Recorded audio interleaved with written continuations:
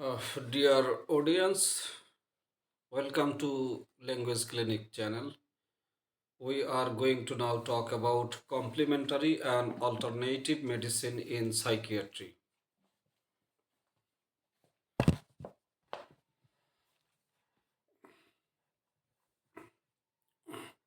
The science and art of dealing.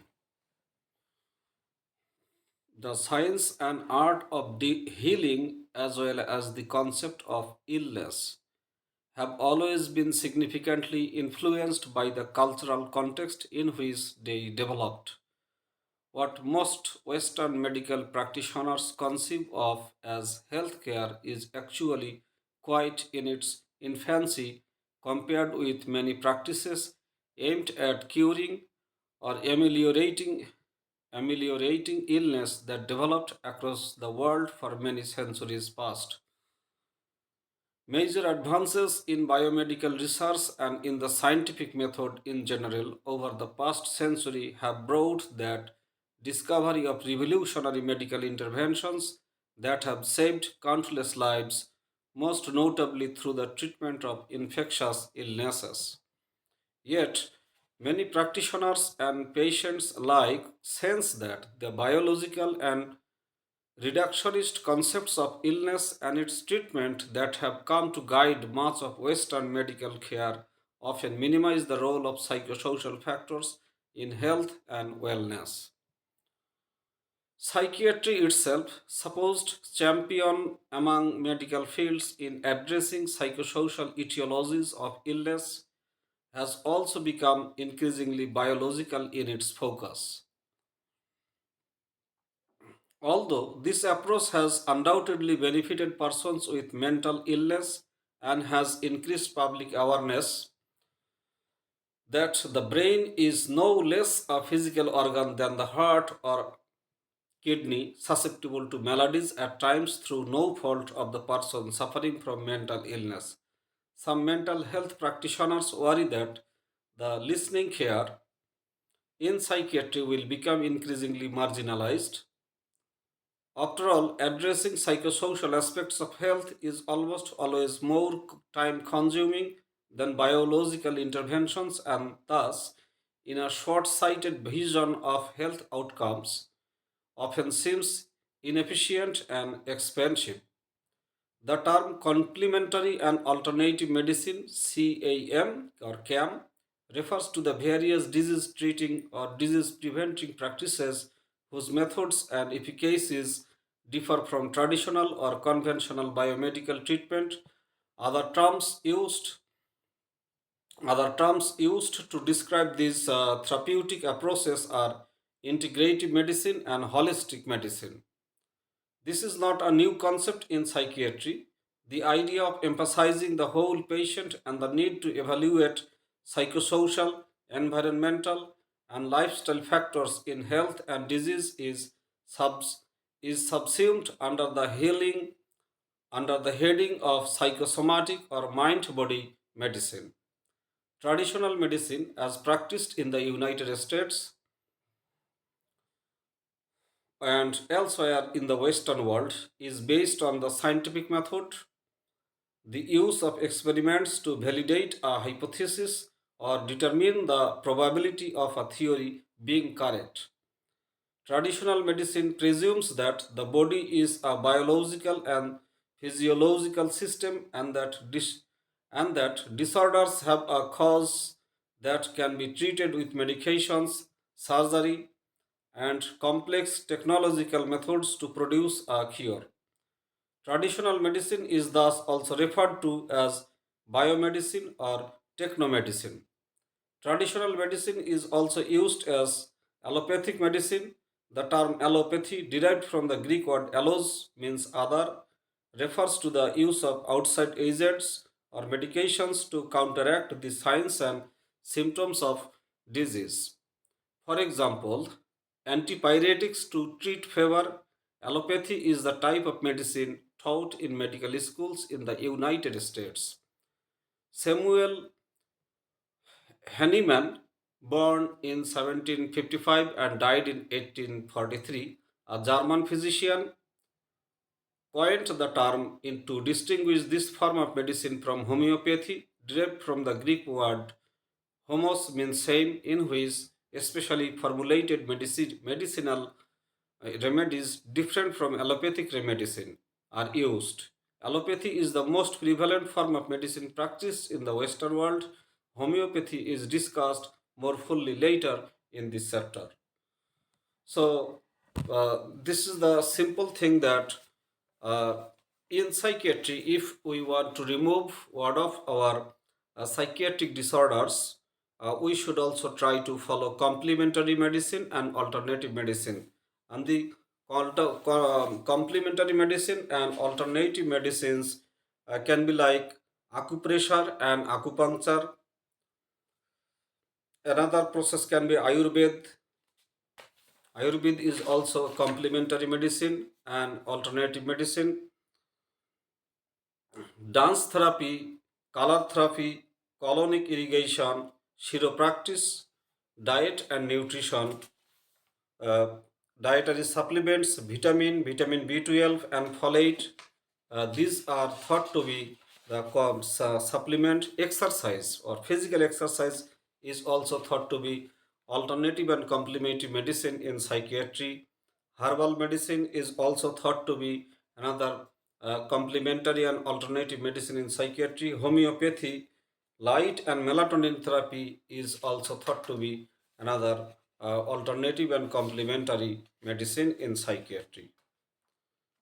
Massage or any simply body massage, meditation, mindfulness therapy, moxibustion, naturopathy, oriental medicine, osteopathic medicine, ozone therapy, past life medicine, prayer is also thought to be complementary and alternative medicine in psychiatry.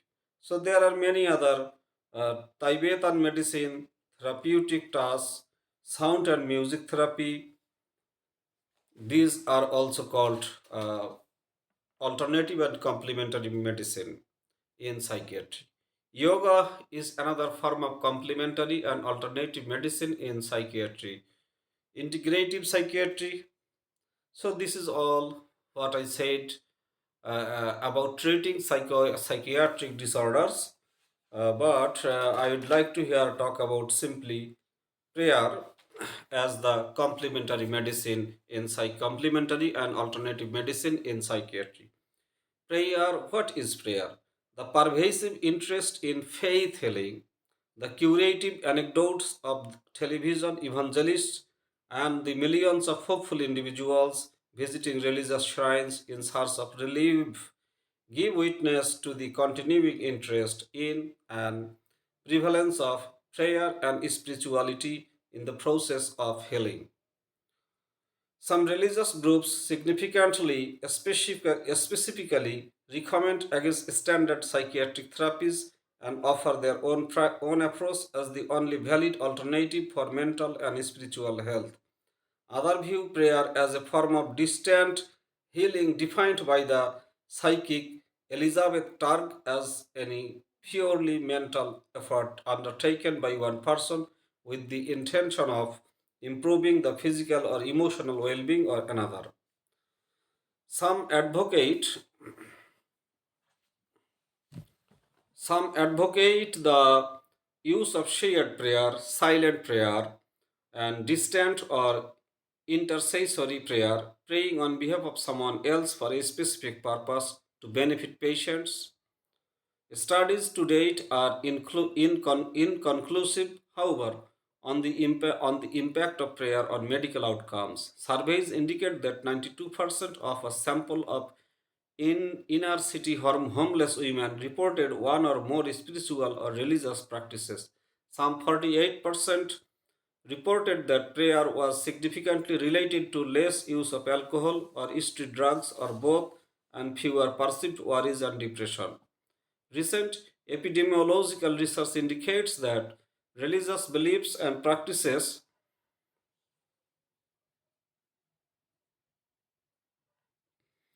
religious beliefs and practices uh, Some 48% reported that prayer was significantly related to less use of alcohol or street drugs or both, and fewer perceived worries and depression. Recent epidemiological research indicates that religious beliefs and practices are negatively correlated with substance abuse and positively correlated with health status. Also, 12-step program uh, have a long history of successfully incorporating prayer and spirituality in the treatment of addictive behavior. Personal belief in religion and active attendance at worship has been correlated with a moderately decreased incidence of depression and hypertension. So now we are learned that any kind of prayer from any religious point of view helps us to remove us from depression and hypertension. So prayer is thought to be an alternative and complementary medicine in psychiatry. So besides the traditional medical system, we can also practice yoga, we can also practice physical exercise, we can also practice meditation, we can also do prayer either individually or socially or in a group. This Ayurvedic practice, Shiro practice, dance therapy, music therapy also helps us to remove our psychiatric problems, and I think these also help us naturally to be to get rid of the psychiatric disorders.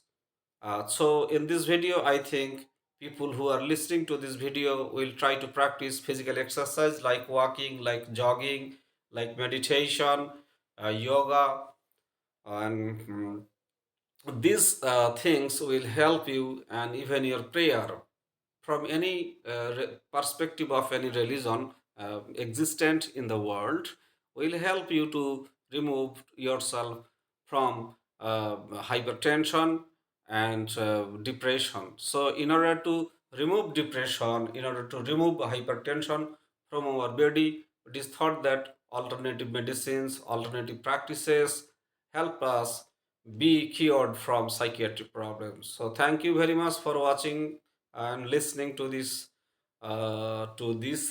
video, and I hope you do enjoy learning that uh, there are some alternative practices that we normally as a religious person do every day, and these help us to be free from hypertension and depression, which is the leading cause of inactivity, unproductivity, and prolificity.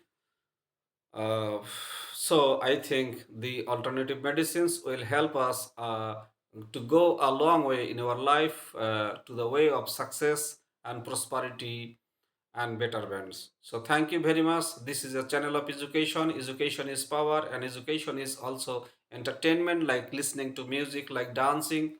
So I think if you like this video, you can comment, you can subscribe to this channel. Thank you. Bye bye. Wishing you all good health, because health is wealth. Thank you very much.